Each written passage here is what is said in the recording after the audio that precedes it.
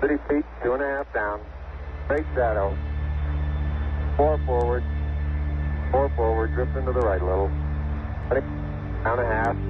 30 seconds forward. We copy you down, Eagle. Tranquility Base here. The Eagle has landed. That's one small step for man, one giant leap for mankind. In July 1969, Neil Armstrong became the first human to step onto the surface of the moon. Neil was also an aerospace engineer, naval aviator, and test pilot. Neil was among the first of many brave explorers to follow in his footsteps during the Apollo space program era. The Apollo program was the third human spaceflight program carried out by NASA, the United States civilian space agency. First conceived during the presidency of Dwight D. Eisenhower as a 3-man spacecraft program, Apollo was later dedicated to President John F. Kennedy's national goal of landing a man on the moon and returning him safely to Earth by the end of the 1960s. A total of 12 men have landed on the moon. This was accomplished with 2 U.S. pilot astronauts flying a lunar module on each of the 6 NASA missions across a 41-month time span starting July 20th, 1969 with Neil Armstrong and Buzz Aldrin on Apollo 11 and ending December 14th, 1972 with Gene Cernan and Jack Schmitt on Apollo 17, with Cernan being the last to step off the lunar surface.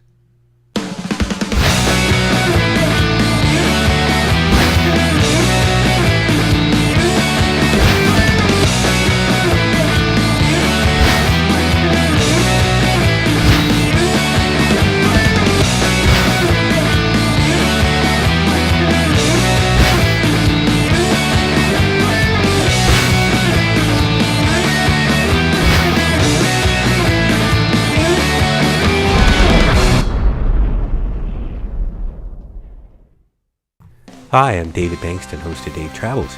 Today I have been invited to NASA to cover the launch of the SpaceX rocket to the U.S. Space Station at Kennedy Space Center, Florida.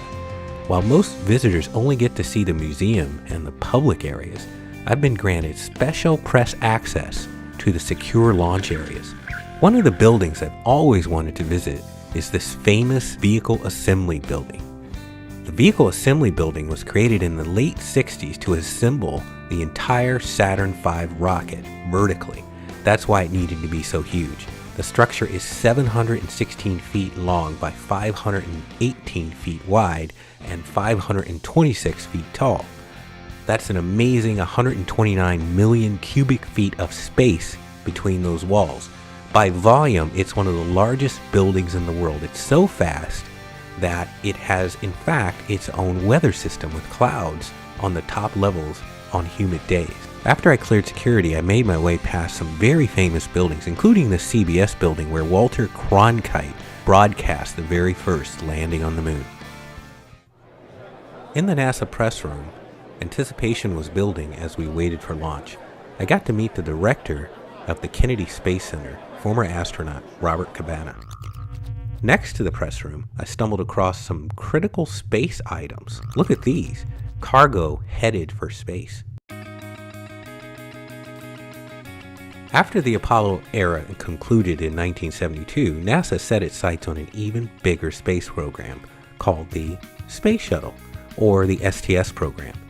NASA's Space Shuttle program was the United States government's manned launch vehicle program from 1981 to 2011. This winged space shuttle orbiter was launched vertically, usually carrying between 4 and 7 astronauts and up to 50,000 pounds of payload into low Earth orbit, or LEO.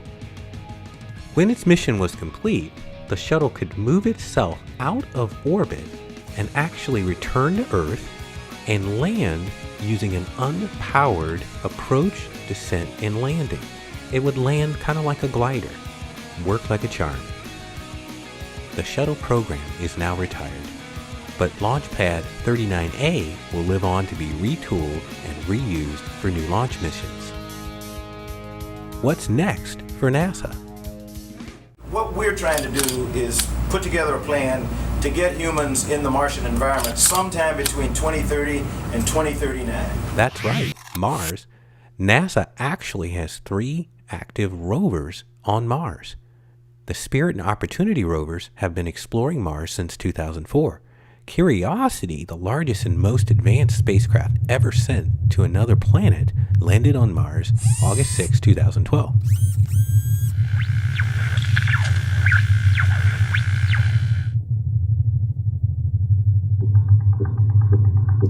Beneath the crust surface, as revealed in the scoop troughs and the piles of sediment on the right side of each, is finer sand, which is darker brown as compared to the dust on the surface.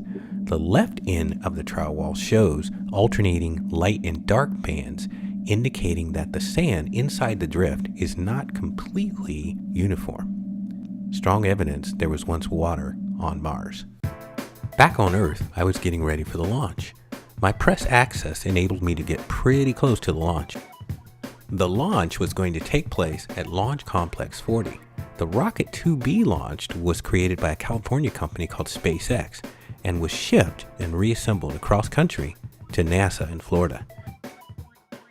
I got there early enough to see the rocket being moved into position.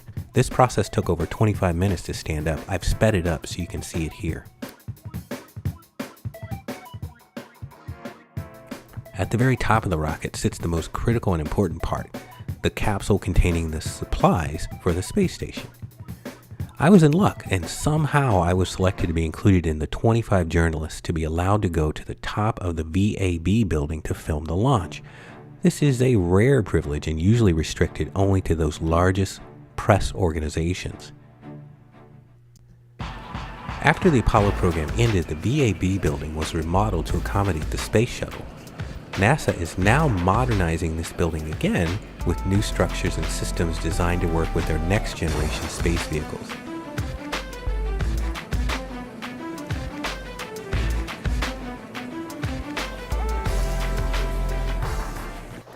Once on the roof, we quickly moved over to the edge and started setup for launch. 5, 4, 3, 2, 1.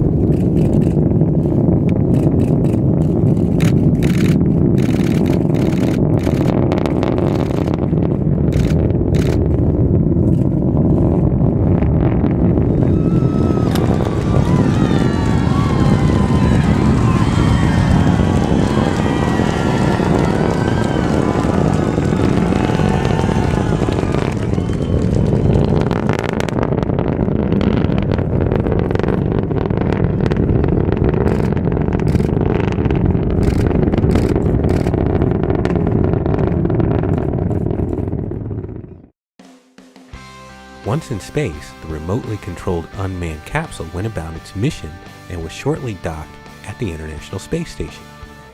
Happy astronauts cracked the hatch and retrieved their much-needed supplies. With its mission now accomplished, the capsule disconnected from the space station and headed back down to Earth for splashdown.